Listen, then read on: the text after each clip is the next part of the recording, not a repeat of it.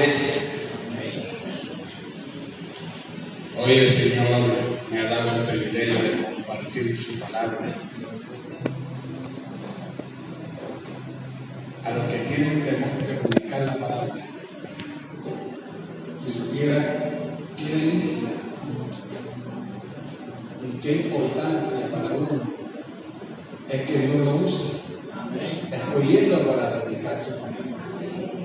Es un deleite, es algo hermoso que nosotros sentimos cuando somos escogidos por Dios para llevar el mensaje. Ser un predicador de la palabra es un estado honroso de un hombre de Dios o una mujer de Dios. Y vamos a abrir la palabra en el libro de Mateo, capítulo 11.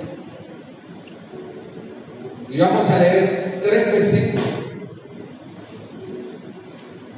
Mateo 11, del 1 al 3. ¿Ya lo tienen? ¿Me dicen amén?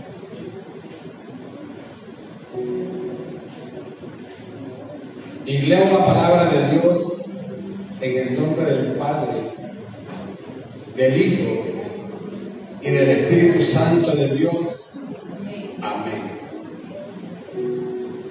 Dice así: cuando Jesús terminó de dar instrucciones a sus 12 discípulos, se fue de allí a enseñar y a predicar en las ciudades de ellos. Y al oír Juan en la cárcel los hechos de Cristo, le envió 2 de sus discípulos para preguntarle: ¿eres tú aquel que había de venir, o esperaremos a otro? Y yo le he puesto por título a esta palabra: que tu condición no haga perder tu posición en Dios. Y a transcurrir la enseñanza va a entender el título. Hermano, si había alguien en ese momento en la tierra que no podía dudar de Jesús, era Juan el Bautista. Y se lo voy a explicar por qué. Si usted mira la historia de Juan el Bautista, se da cuenta, amado hermano y amigo, que fue el hombre escogido por Dios antes de nacer para enderezar el camino torcido, para limpiar el camino donde Jesús iba a estar. Él iba a hacer el primer trabajo para que cuando Jesús comenzara su ministerio, ya todo estaba casi que hecho. Solamente Jesús iba a morir por nuestro pecado. Porque el primer hombre que comenzó a predicar la palabra en esta tierra, el Evangelio, la escuela nueva de salvación, fue Juan el Bautista. Bendito sea el Señor. Juan el Bautista fue el hombre que tuvo el privilegio de bautizar a Jesús. Bendito sea el Señor. Y usted sabe, hermano, cuando Juan el Bautista comenzó a predicar la buena nueva de salvación en Israel, no era nada fácil esa tarea el cual Dios le había encomendado a Juan el Bautista. ¿Por qué? Porque Dios tenía 400 años de haber roto su relación con Israel. ¿Por qué? Porque Dios estaba perdonando a Israel, levantándolo, ayudándolo una y hasta 1000 veces, pero llega el momento que Dios, como decimos nosotros, se cansa. Llega el momento de que Dios toma una decisión. Cuando Dios ve que el hombre de Dios, una mujer de Dios, Él la está levantando, la está ayudando, le está dando oportunidad, su misericordia está ahí, pero en agradar al diablo llega un momento que Dios rompe toda relación con esta persona. Entonces lo deja de intemperie. Y es cuando lo coge el enemigo, vea y dice la palabra que va y toma 7 espíritus peores que él. Y dice que el posterior estado de esa persona viene a ser peor que el primero. Entonces cuando vemos a una persona pero sumido en la basura. Y Juan Bautista comenzó a traer una doctrina al cual Israel no conocía, porque Israel había conocido y estaba viviendo era la ley que Dios le dio a Moisés. Y venir un hombre después de cuántos años, 400 años, a venir a traer una enseñanza diciendo de que Dios iba a mandar a una persona, su hijo, para que muriera en la cruz por nuestro pecado, es decir, tendríamos salvación. Algo, hermano, que en ese entonces era difícil de creerlo. Ya como nosotros conocemos toda la historia y todo ha sucedido. Pero si nosotros tuviéramos esa condición, también fuera mucha opresión a resistir y a creer eso de que estaba predicando Juan. ¿Por qué? Porque el pueblo estaba adoctrinado en la ley que Dios le había dado a Moisés. Y venía una persona de pronto a traer una doctrina diciendo algo. No creo eso. Hubiera habido oposición por parte de nosotros. Si nosotros tuviéramos ese tiempo ahí, ahora decimos, que la gente, hermano. Pero nosotros en ese tiempo fuéramos hecho lo mismo que hizo Israel. No hubiéramos creído la palabra de Juan en un momento enseguida. Ya con el pasar del tiempo, entonces, Juan iba aumentando la doctrina, las enseñanzas, y fueron creyendo al mensaje de salvación. Aún cuando Juan comenzó a predicar esta doctrina nueva, estuvo a punto de morir por la gente que lo quería golpear, matar, porque era como una blasfemia que él decía. Algo que era increíble para los israelitas, lo que él decía. Y esto lo sometió Juan por cumplir esa orden, esa misión que Dios le dio.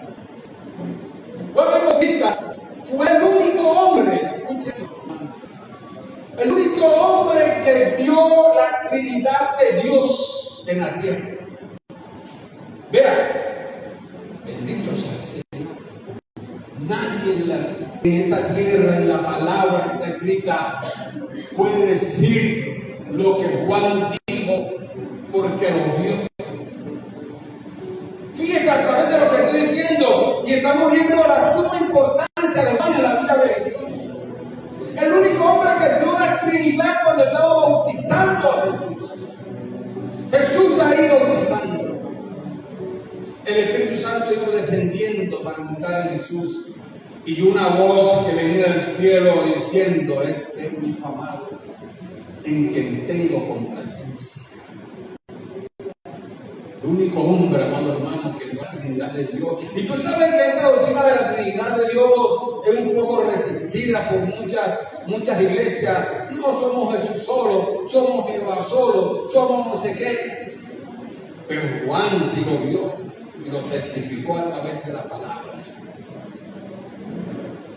Juan Bautista una vez estaba con sus discípulos y venía caminando Jesús y dijo: he aquí el Cordero de Dios que quita el pecado del mundo. Quiero decir con esto que Juan conocía perfectamente que Jesús era el Hijo de Dios. Que Juan conocía perfectamente, aún cuando Juan fue a bautizar a Jesús. Le dijo: Señor, ¿cómo yo te voy a bautizar a ti? Si yo digo que tú me bautices a mí. Le dijo Jesús: deja que conviene que así sea, para dar ejemplo a las naciones, a la tierra del mundo.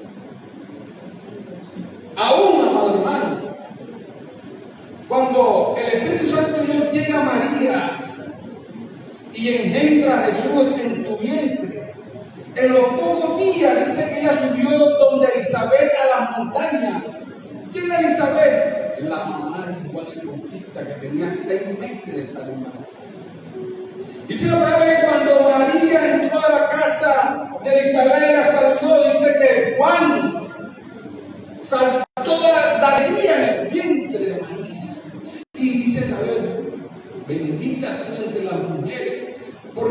al escuchar tu palabra, este niño saltó de felicidad y alegría en mi vientre. Aún Juan sin nacer ya él conocía a Dios. Y hermano, y no entendimos ahora cómo puede decir aquí,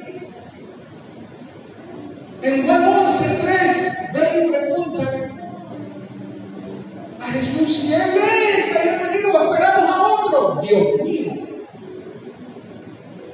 Yo cuando leí este pasaje, y yo le hablé con muchos hermanos para ver qué sacábamos del pasaje, porque para mí era entendible que Él podía expresarse de esa manera. Preguntar que si ese era Jesús después de todo lo que Él había hecho, cómo conocía a Dios y viendo la Trinidad de Dios. Él podía ver en su corazón y decir, mira, a ver si este de pronto es otro que viene. Dios mío. Pero escudriñando la palabra, hermano, pidiéndole a Dios revelación a través de esto. Y como el título dice, que tu condición no haga perder tu posición en Dios. Y en este momento la condición en la cual estaba Juan el Bautista viviendo no era buena. La palabra dice que Juan el Bautista fue preso porque le decía a Herodes que no era digno de llevar la esposa de su hermano. Decía la verdad. Y usted sabe que cuando usted y yo hablamos verdad, muchas veces es mal recibida por la persona a la cual se la estamos diciendo. Porque se sienten agraviados, se sienten ofendidos cuando una persona le dice, mira, hermano, lo que pasa es que tú estás andando en esto y en esto, y así no te agrada a Dios, haz esto. Entonces nos ven a nosotros como enemigos, como que le tiene la mano. Pero usted y yo debemos siempre hablar la verdad en Dios. La verdad nos gusta, hermano. Cuando usted como hombre se para aquí en este altar y comienza a hablar la palabra como está escrita, muchas veces a los oyentes no les gusta. Se fastidian, se ponen mal. Porque estamos acostumbrados, hermanos, como hombres que somos, que nos gusta oír lo que queremos, no lo que Dios quiere. Y entonces, amado hermano, Herodes lo metió preso. Y sabiendo Herodes de que este hombre era un profeta de Dios, porque gastaba tiempo escuchando hablar, hermano. Vea, hermano, y en ese tiempo, en Israel, las cárceles o las mazmorras, como se les decían, en Israel se les dicen a las cárceles, eran hechas subterráneas, debajo de la tierra, cárceles profundas. Benditos al Señor. Y los calabozos, amado hermano, no había energía. Solamente alumbraba era aquel soldado el cual iba para cualquier calabozo a buscar un peso y llegaba el mechón de antorcha. Pero fuera de eso permanecía oscuro. Y era helada esa pared y ese lugar donde se encontraban los presos de Israel. Y esto estaba sufriendo Juan. La comida era escasa. No como ahora en la cárcel, ahora un pote de plato que le dan a los presos. Por eso uno dice, no, estoy mejor allá en Ternera que acá, ya tengo mis 3 balas. Y en ese tiempo la comida era escasa para los presos. ¿Por qué? ¿Por qué? Porque ellos querían mantener a los presos débiles, sin fuerza. ¿Para qué? Para que nadie pudiera escaparse. Porque si un preso escapara de esta cárcel, todos los que estaban en guardia en esa noche morían. Eran ahorcados. Entonces ellos siempre cuidaban a los presos tremendamente. Y los mantenían débiles, sin fuerza, para que no tuvieran pensamiento, fuerza para acabar, para hacer algo. Y esto estaba sufriendo Juan el Bautista. Entonces, Juan el Bautista, en esta condición en la que él se encontraba, lamentablemente, momentáneamente hizo perder su posición en Dios. Porque se había una posición de un hombre en la tierra que fuera mejor, era la de Juan el Bautista. Y cuando hablo de posición, de estar en la presencia de Dios, es cuando usted y yo tenemos verdaderamente un acceso a la presencia de Dios sagrada, cuando nosotros lo invocamos. Y Dios nos mantiene en su presencia, que para nosotros no cuesta mucho quebrantarnos delante de Dios. Una posición buena tenía Juan el Bautista en Dios. Pero lamentablemente, por su posición en la que se encontraba en ese momento, su condición, entró la duda. ¿Por qué? Porque él sabía que Dios le había dicho de que él venía a limpiar y realizar el camino de Jesús, a hacer el trabajo. Pero Dios nunca le dijo de que él iba a morir antes de Jesús. Entonces, Juan el Bautista preso, duraba ya mucho tiempo, estaba durando mucho tiempo preso en esa cárcel, consumiendo. Y él decía, y Jesús sabe que estoy aquí, no hace nada. Y yo estaba trabajando fuerte por esta causa y él sabe que tengo tiempo de estar aquí sufriendo y no me saca, no hace nada. Bendito sea el Señor. Y esa condición que tenía en ese momento, en esa cárcel, hizo dudar de Dios. Porque lo que él no sabía era que de esa cárcel no podía salir.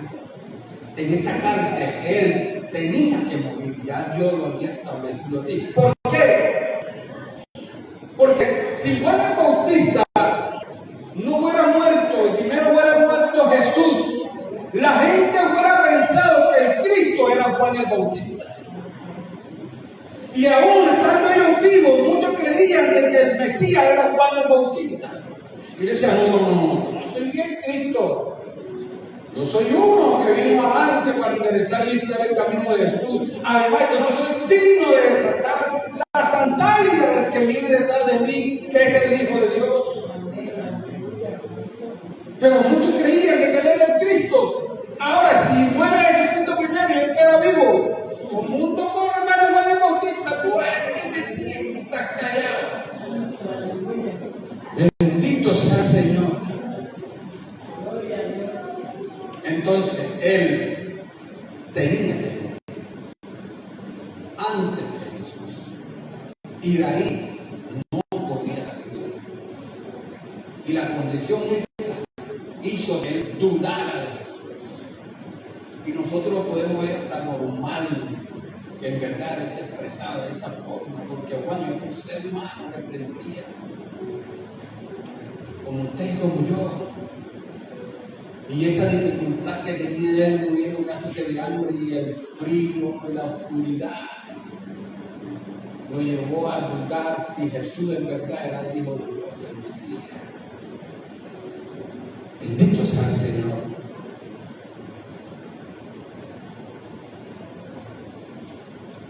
Gloria al Señor. Amén.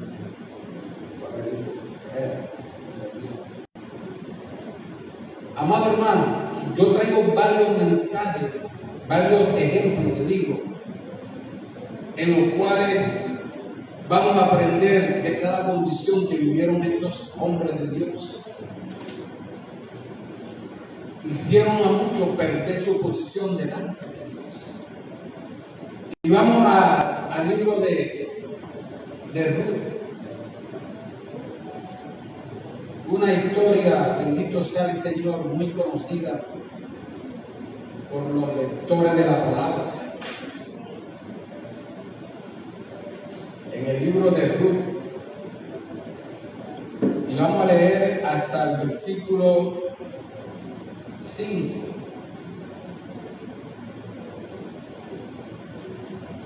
Ahora, miremos qué puede pasar cuando perdemos nuestra posición en Dios. Miremos qué nos puede pasar cuando uno como hombre, cuando digo hombre, me refiero al hombre y mujer de Dios, cuando perdemos nuestra posición en Dios. Y vamos a leerlo. Dice,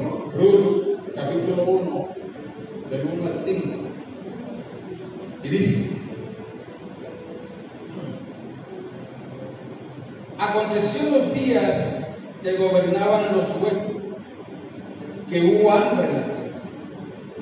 Y un varón de Belén de Judá fue a morar en los campos de Moab. Él y su mujer y 2 hijos suyos. El nombre de aquel varón era Elimelech y el de su mujer Noemí. Y los nombres de sus hijos eran Malón y Kelión, efrateo de Belén de Judá. Llegaron pues a los campos de Moab y se quedaron allí. Y murió Elimelech, marido de Noemí, y quedó ella con sus 2 hijos, a los cuales tomaron para sí mujeres moabitas. El nombre de una era Orfa y el nombre de la otra Ruth. Y habitaron allí unos 10 años, y murieron también los 2, Malón y Kelión, quedando así la mujer desamparada de sus 2 hijos y de su marido. Y le voy a hablar un poquito acerca de esta familia de Elimelech y de Noemí, sus 2 hijos. Esta familia vivía en Belén de Judá, y era una familia de Dios que tenía un buen testimonio dentro del pueblo de Dios, dentro de Israel. Era una familia que Dios había bendecido grandemente. Estaban llenos de riqueza y de propiedades, de salud. Una familia honorable y respetable dentro del pueblo de Dios. Pero dice la palabra, amado hermano, que llegó una escasez, una sequía. Y nosotros podemos ver a través de la palabra que cuando llegaba la sequía, la escasez en el pueblo de Israel, no era más que una reprensión de Dios hacia su pueblo por el pecado. Porque abandonaban a Dios y seguían a los dioses. Y Dios mandaba durante unos años, unos meses, un tiempo, escasez de alimentos. Pero aún así había una escasez de alimentos. Dios no dejaba morir a su pueblo de hambre. Aún con tanta angustia y agua de lágrimas, mantenía el pueblo. Ahí lo que se perdía era la abundancia, pero siempre mantenía el bocado para su pueblo. Porque bendito sea el Señor, es su pueblo. Y dice la palabra de Dios que Elimelech, lleno de riqueza, no quería soportar esa escasez teniendo tanto dinero. Y tomó una decisión. Ahora, lo malo no fue que él se haya ido de Belén de Judá por la escasez. Lo malo fue para dónde se fue. Y podemos ver, hermano, que Elimelech cuando fue a tomar esta decisión, no estuvo Dios por ahí, se lo voy a explicar por qué. Este hombre decide por su propia decisión. Nunca se acordó que él tenía que pedir dirección a Dios para donde él quería que se fuera.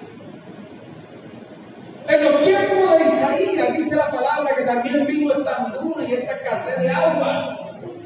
Y Isaías también dijo, vámonos con su familia. Y su deseo de él era irse para Egipto. Pero ¿qué hizo Isaías?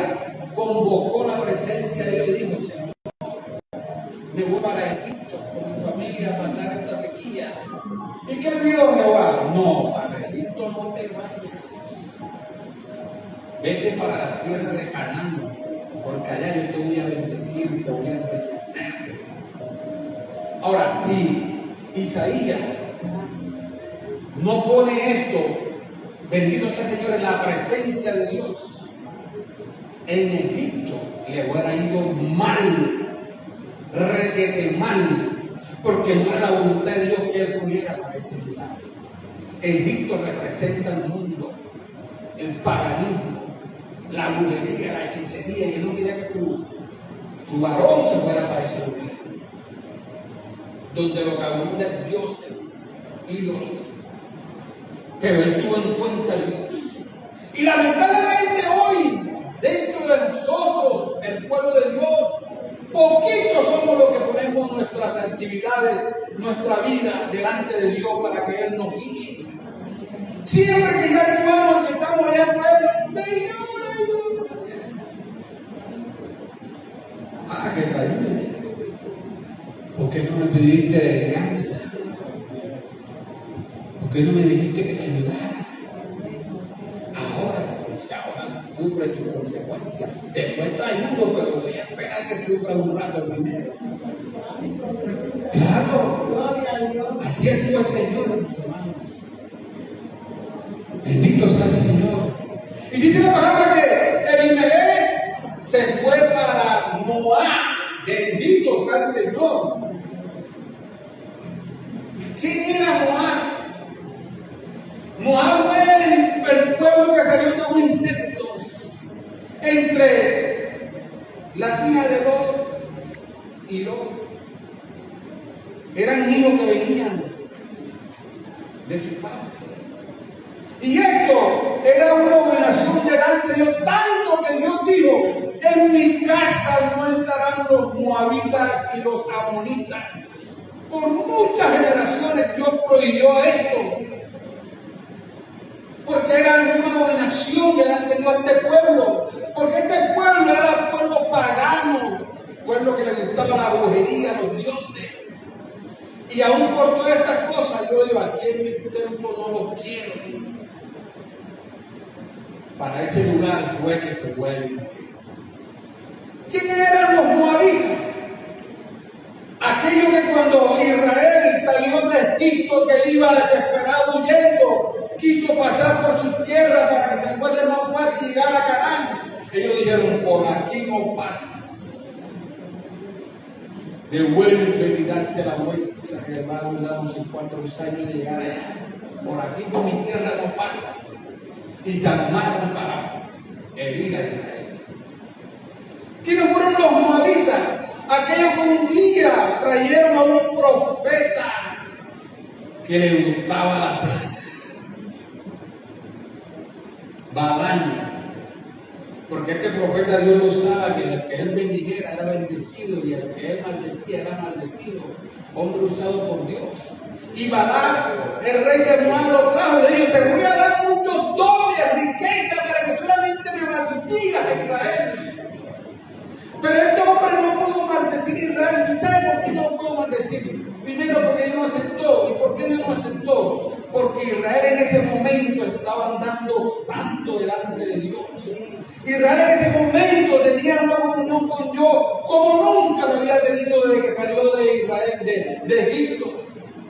Y por esa santidad que tenía Israel y esta comunión con Dios, Dios dijo: no, Señor. Si en otro tiempo Israel estaba descarriado con sus dioses, dándole respeto a Dios, dice: maldícelo para que sufran. Pero en ese momento Israel estaba firme, como debemos estar nosotros en la presencia de Dios. Y yo digo: no, Señor, ¿y no me van a maldecir Israel ahora que este pueblo está andando conmigo ahí? Viviendo para mí, sirviendo. Y servir a Dios sí está costando ahora en esta generación del pueblo.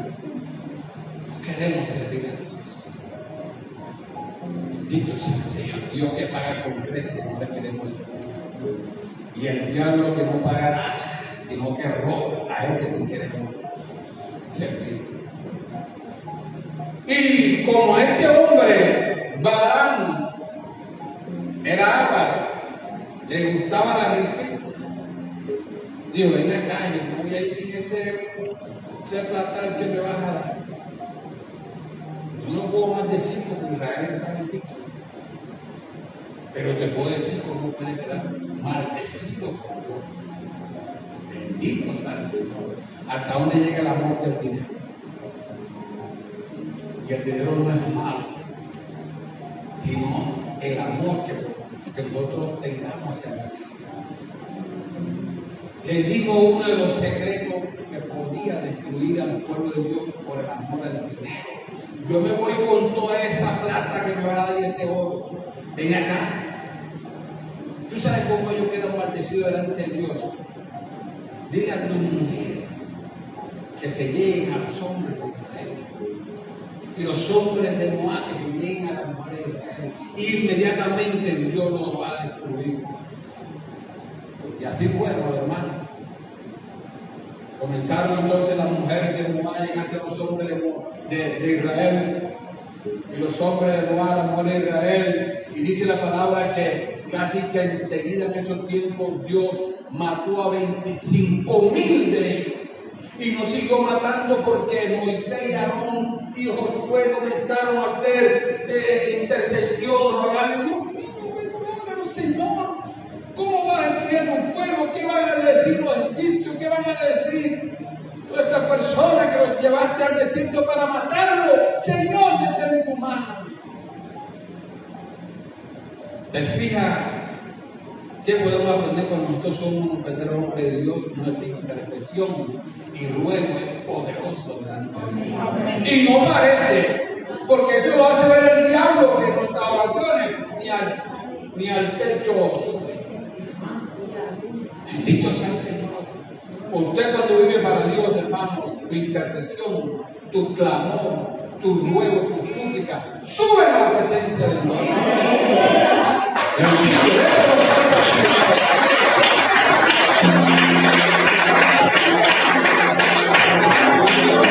Gloria al Señor. Y dice la palabra, amado hermano, que ese ruego, ese clamor, ese lloro, ese gemido de Moisés, Aarón, María, Josué, detuvo la mano del Señor. Pero antes que eso, ya Dios había llevado 25,000 realistas. Yo le digo al año de la muerte: ve, acaba con un poco de él.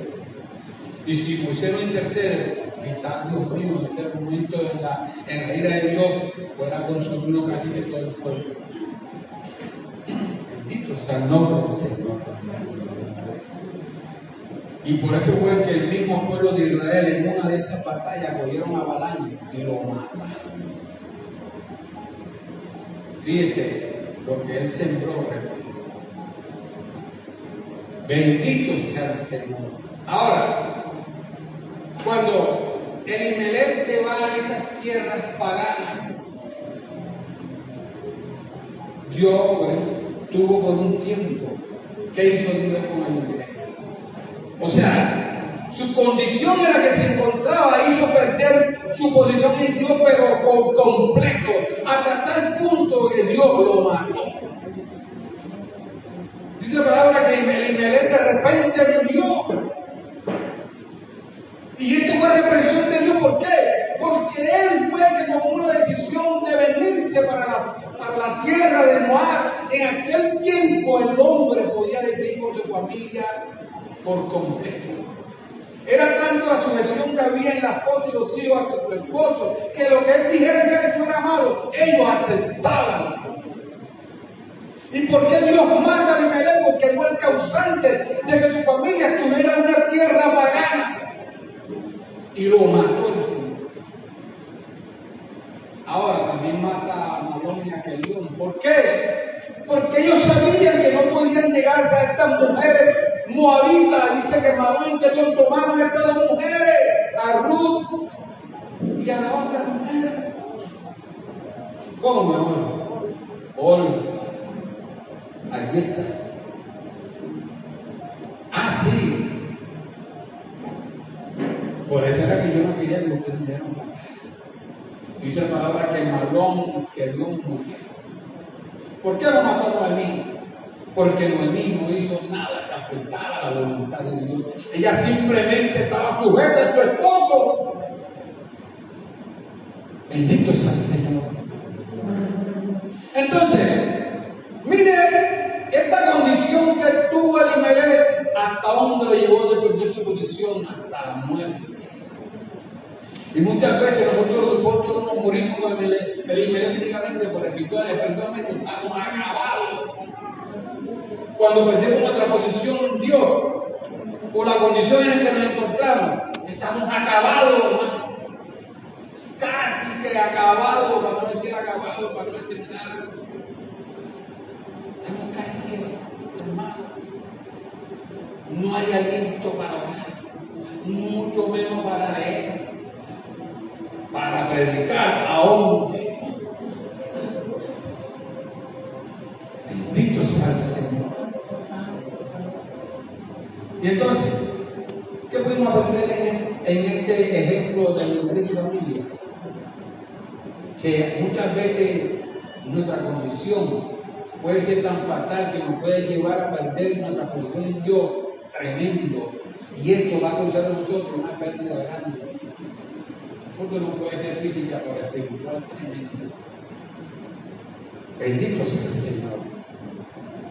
Y vamos a ver otro ejemplo. Ahora, muchas veces la condición de tener abundancia hace perder nuestra posición en Dios, no parece, pero es cierto.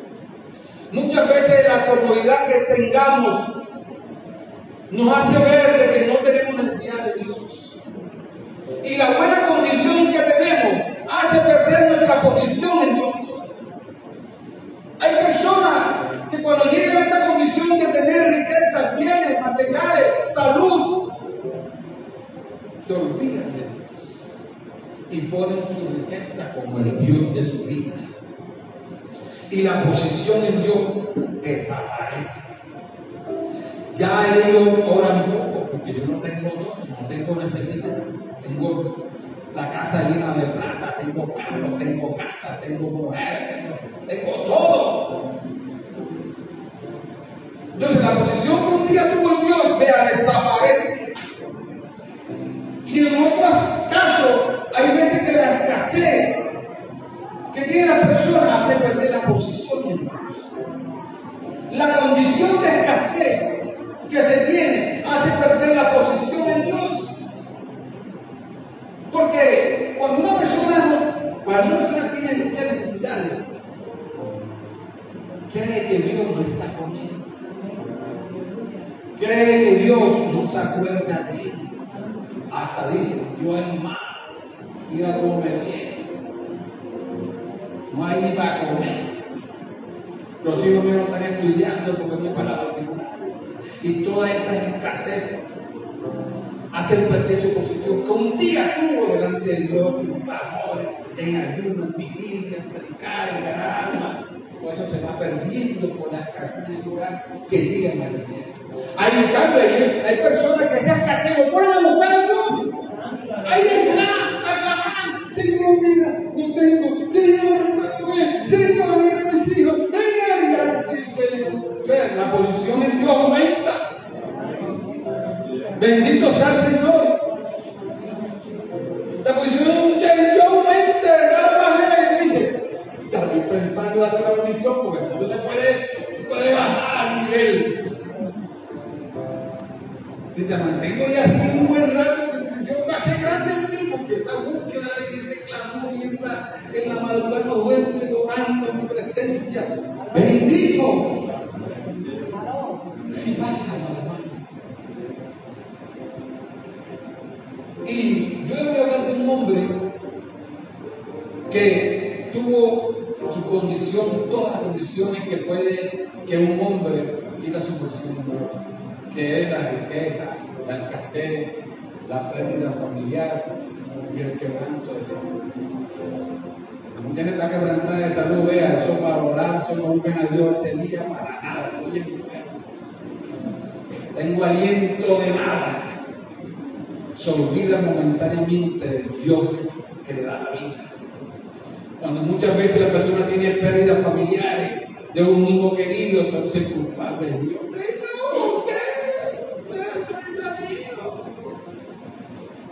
Entonces hacemos culpable de Dios de la pérdida de nuestra familia. ¿Y por qué murió? ¿Y por qué? ¿Y por qué? Hombre, Dios mío. Y esto hace perder la posición en Dios. Bendito sea el Señor. Y le voy a hablar de un hombre llamado Job. Bendito sea el Señor. Un hombre llamado Job, y vamos a leer el versículo 6, 7 y 8. Y usted ya conoce la historia, simplemente yo se la voy a recordar. Y dice la palabra: un día vinieron a presentarse delante de Jehová los hijos de Dios, entre los cuales vino también Satanás. Y dijo Jehová a Satanás: ¿de dónde viene? Respondiendo Satanás a Jehová, dijo: que a rodear la tierra y de andar por ella. Y Jehová dijo a Satanás: ¿no has considerado mi siervo, que no hay otro como él en la tierra, varón perfecto y recto, temeroso de Dios y apartado del mal. Mira lo que respondió Satanás. Y dijo: ¿acaso teme Job a Dios de balde? ¿No lo ha cercado alrededor a él y a su casa y a todo lo que tiene? Al trabajo de sus manos han dado bendiciones, por tanto sus bienes han aumentado sobre la tierra. Pero extiende ahora tu mano y toca todo lo que tiene, y verás si no blasfema contra ti en tu misma presencia. Dios Jehová a Satanás: he aquí todo lo que tienes está en tu mano, solamente no pongas tu mano sobre él. Y salió Satanás delante de Jehová. Bendito sea el Señor. Y bendito sea la gloria de Dios. Que usted sabe, hermano, que Job fue un hombre que fue riquísimo, riquísimo en gran manera. Dios lo tenía bendecido con 7,000 ovejas, 3,000 camellos, 5,000 puntas de asna, 5,000 bueyes, muchos criados, muchas tierras, posesiones. Lo tenía casi que todo, porque también tenía a Dios como su Dios Salvador. Bendito sea el Señor. La condición de Job era fenomenal. Y como le estaba diciendo, a veces estas condiciones de tener riqueza hacen perder nuestra posición, por el Job no. Y miren, amados, vean, yo lo que es cierto, en la historia de la palabra hubieron muchos hombres de Dios tremendos en su presencia: Moisés, Aarón, Samuel, Pedro, Juan, el apóstol Pablo. Pero nunca Dios se había expresado de ellos como se expresó de Job. Y el mundo está diciendo: no hay otro hombre como él en la tierra. Bendito sea el Señor. Mira qué posición tenía Job delante de Dios, la máxima. Y él mismo le dice: no han considerado a mi siervo Job, ya que me dice que estaba rodeando la tierra y viendo a todo el mundo a quien podía describir. No han considerado a mi siervo Job. Como él, no hay nadie en la tierra. ¿Lo estaba diciendo quién? El mismo Dios. O sea, eso quiere decir que Job tenía una posición la máxima en Dios.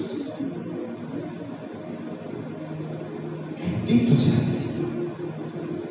Hombre perfecto, habló de perfección, recto, temeroso de Dios y apartado del mal. Lo estaba diciendo el mismo Dios, hasta tal punto que Dios atrevió a hacer una apuesta con el diablo y le dijo: te apuesto que Job no me va a maldecir y no va contra mí, con ninguna condición que tú quieres que yo lo ponga.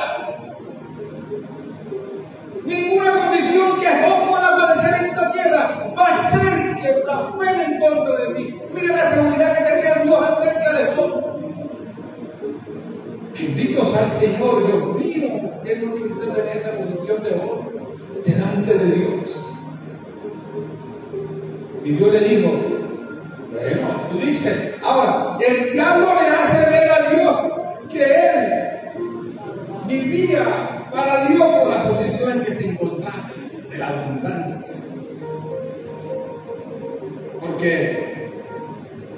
Porque cuando el hombre no tiene todo, vuelvo y digo, hay muchos que sirven a Dios grandemente.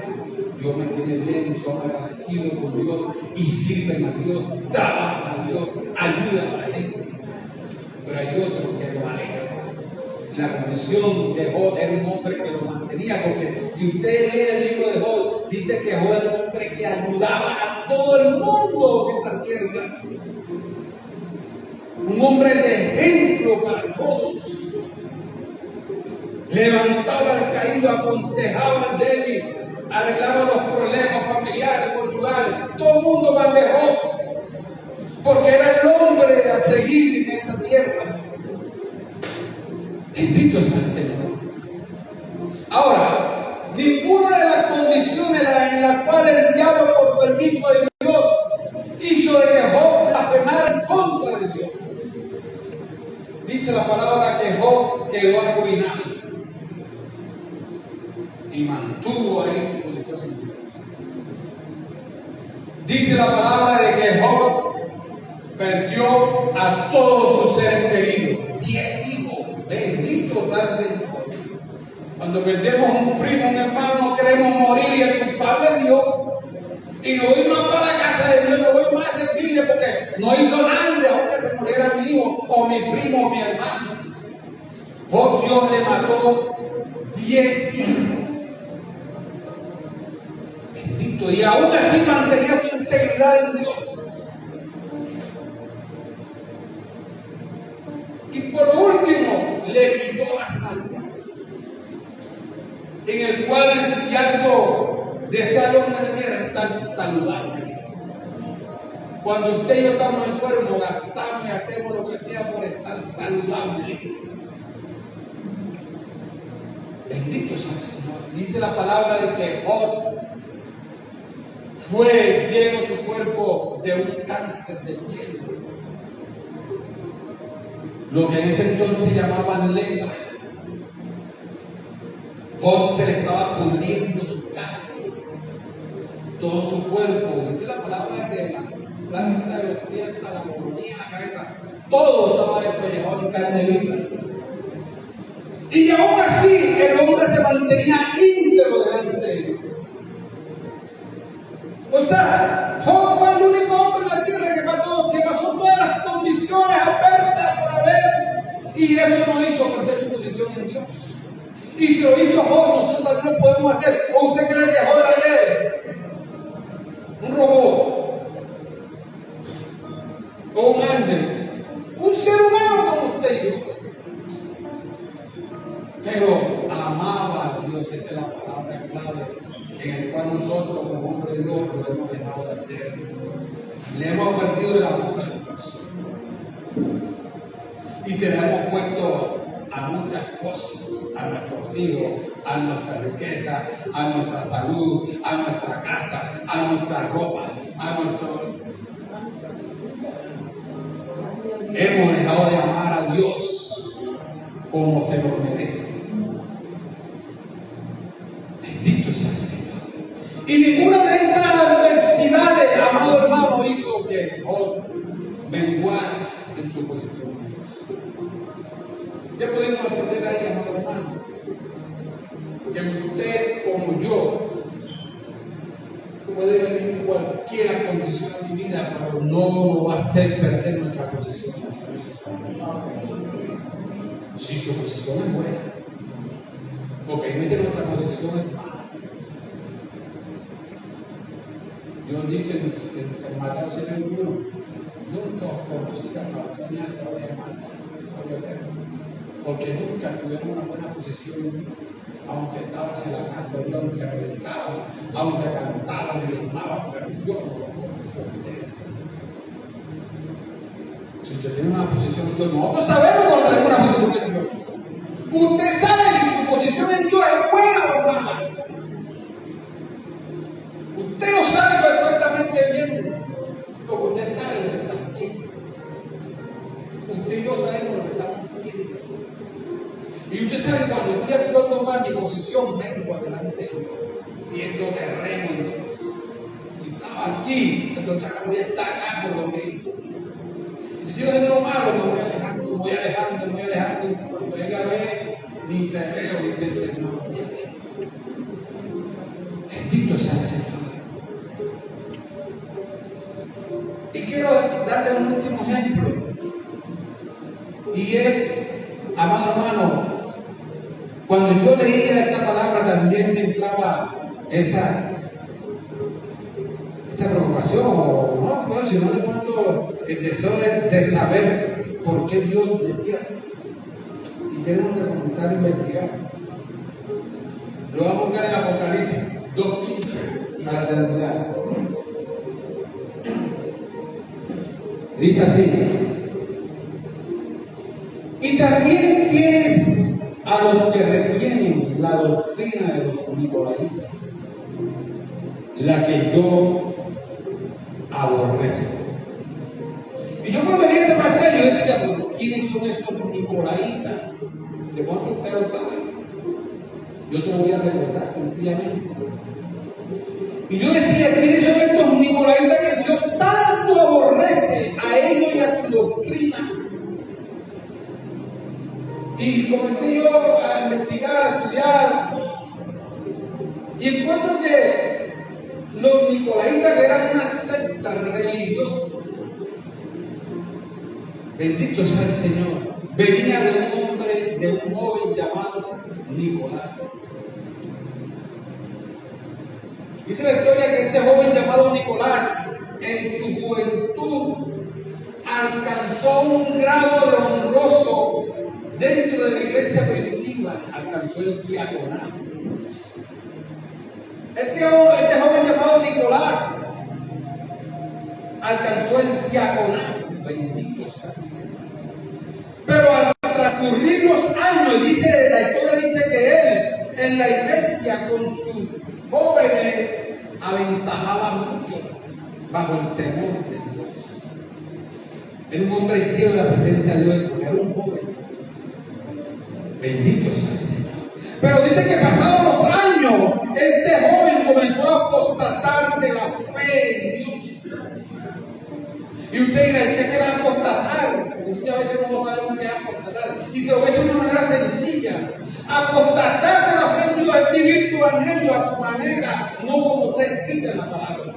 Eso es apostatar. Cuando yo vivo un evangelio como yo quiero, como me parece, como pienso, me estoy convirtiendo en un obstáculo, en una adversidad, como en una posición a lo que Dios está estableciendo. Estoy apostatando.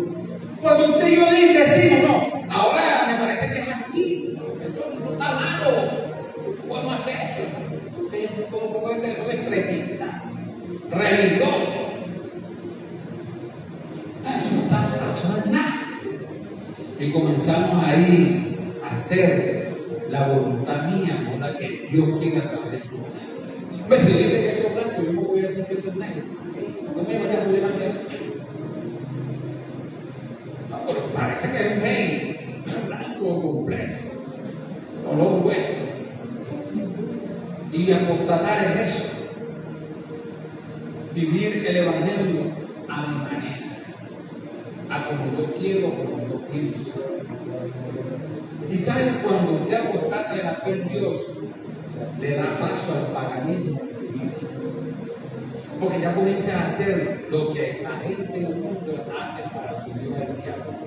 Porque tú piensas que eso no está malo, que eso no es nada, que eso no. Y se lo voy a comprobar con la palabra de la historia que viene diciendo. Dice, el hermano está hablando de un tal Nicolás que lo conocemos, le recuerdo la palabra de él. Y la palabra sí habla de Nicolás, de él. Y vamos al libro de Hechos.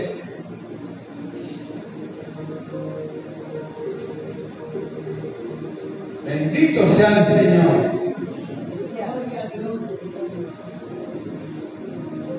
Ahí en el libro de Hechos, capítulo 6, desde el versículo 5 y 6, pero yo le voy a medio explicar ahí este pasaje, que dice que en aquellos días, cuando estaba esta iglesia que comenzó aquí, la que vamos a hablar, fue la iglesia perfecta que tuvo en la tierra. Porque ahora es una iglesia perfecta, porque en ese tiempo la iglesia de los apóstoles, de estos hombres que amaban a Dios, ellos mantenían su iglesia íntegra, en perfección delante de Dios. Y lo malo que veía Ananías y Zafira, por eso fue que Pedro dijo, no pueden seguir porque ustedes que ya han sido contaminados me van a dañar a todo el mundo. Y por eso Pedro dijo, que matando. ¿Cómo cuidaba Dios a su iglesia en ese entonces? Dice que Ananías y Zafira dieron espacio en su corazón para venir con mentiras. Una cosa que ellos hicieron por querer hacer, porque ya estaban dañados, porque esa plata era de ellos. Ellos querían decir, me vendí la herencia por 5 millones, pues yo voy a dar 2 millones. Pero no decía nada, se mandaba ustedes. Pero vinieron a decir que vendieron la herencia por 3 millones, a vendrá Y ya se dio cuenta Dios de que esto iban a contaminar el resto de la iglesia que estaba pura en Dios. Entonces Dios, no, hay que cortarlo enseguida. No hay que dejar que esto llegue ya porque me dañan la caja de tomate. Un tomate en la caja lo daña todo. Entonces, en esta iglesia que vivía la rectitud y la santidad delante de Dios, ahí dice la palabra que este joven Nicolás alcanzó el puesto honroso de diácono. ¿Por qué? Porque mucha gente, los griegos estaban rabiosos porque estaban descuidando a sus hijos, a sus mujeres en la repartición del alimento y todas estas cosas. Y ustedes sirvan, mi familia no. Y las de último, las dan de último, y el pelado llorando, y ustedes sus hijos comiendo. Y hubo un problema entre ellos, pero Dios, no podemos, como ustedes nos van a venir a estorbar que estamos orando y alistando los mensajes para salir a predicar. Nosotros vamos a estar en eso. Vamos a coger unos 7 hombres para que hagan esta actividad. Y le voy a leer qué debían tener estos hombres para alcanzar el diaconado de la iglesia. Dice así: agradó, o vamos a leer el más rápido. Entonces los 12 convocaron a la multitud de los discípulos y dijeron: no es justo que nosotros dejemos la palabra de Dios para servir a la mesa. Buscad pues, hermanos, entre vosotros a 7 varones de buen testimonio. Oiga, 7 varones de buen testimonio, llenos del Espíritu Santo y de sabiduría. Los requisitos para que alguien fuese diácono en la iglesia primitiva: hombres que estuvieran en la presencia, hombres que tuvieran una posición alta en Dios. Cualquiera podía ser diácono en la iglesia primitiva. Digo, bien, no, ahí puede tener que una persona de testimonio de la gente, un varón de Dios, pero está ahí una persona que la voy yo por allá con desorden, mal vestida, y a veces lo visto por ahí en cruces, ¿no? Todas esas cosas las ve el mundo para justificarte y no seguir a Dios. Lastimosamente, y duele decirlo, hermano, duele decirlo. Ahora estos cargos honrosos en la iglesia de Dios que está en la tierra es fácil de alcanzar. No hay muchos requisitos, solamente que ellos quieren decir: yo quiero ser esto. Y duele decirlo, pero está sucediendo esto. Y dice la palabra, y sigamos leyendo, y dice: agradó la propuesta a toda la multitud y eligieron a Esteban, varón lleno de fe y del Espíritu Santo, a Felipe, a Prócoro, a Nicanor, a Timón, a Parmenas y a Nicolás. Este Nicolás fue el que se torció en Dios. Comenzó a contaminar esta iglesia perfecta. Comenzó a constatar, y como tenía buen testimonio, tenía una buena posición, tenía una buena condición, tenía una credibilidad dentro de la iglesia, dentro de los hermanos, tenía buenos seguidores, gente que él tenía, ¿cómo la palabra cuando uno tiene? Sí, pero cuando uno ejerce dominio sobre las personas, por ahí una palabra. Autoridad, privilegio, autoridad. Influencia. Tenía influencia sobre muchas personas ahí dentro de la iglesia. Y él comenzó a salir con estas cosas diciendo que por mí parece que no es como dice Pedro y Juan, también, esto también se puede hacer así, esto no es malo. Comenzó entonces a vivir un evangelio de su manera, y aquello que también le gustaba el caso era lo que dice Nicolás.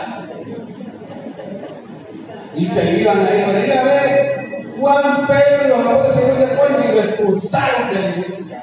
Porque así se hacía antes. Cualquiera que venía a contaminar, andar con él, te va de la iglesia.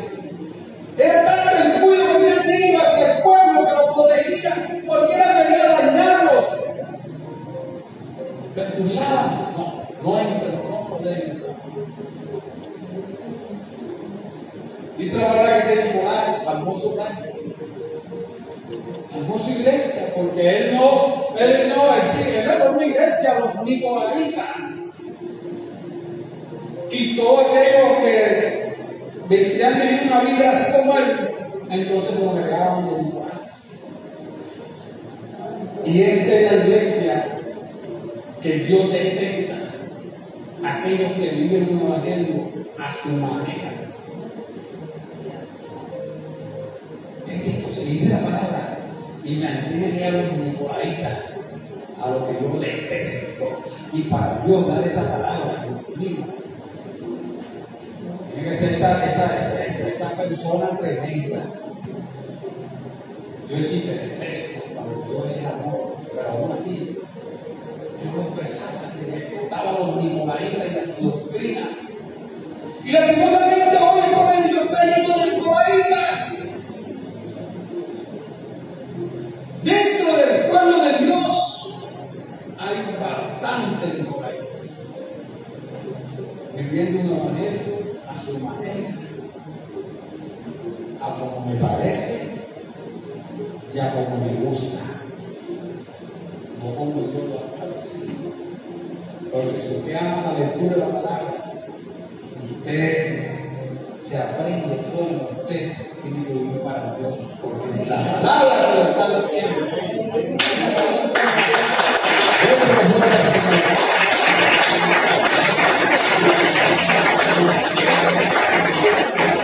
La palabra se lo está diciendo. Y si usted es obediente, ¿qué tiene que hacer? Hace lo que dice la palabra. No es como yo quiero, ni como yo pienso, como dice la palabra. Ay, mi hermano, la palabra dice esto. Gracias a Dios. Yo no lo hago.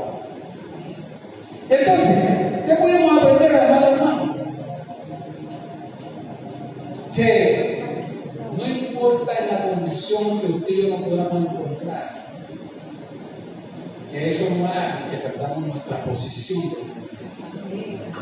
que es la mejor. Póngase sus pies, vamos a orar.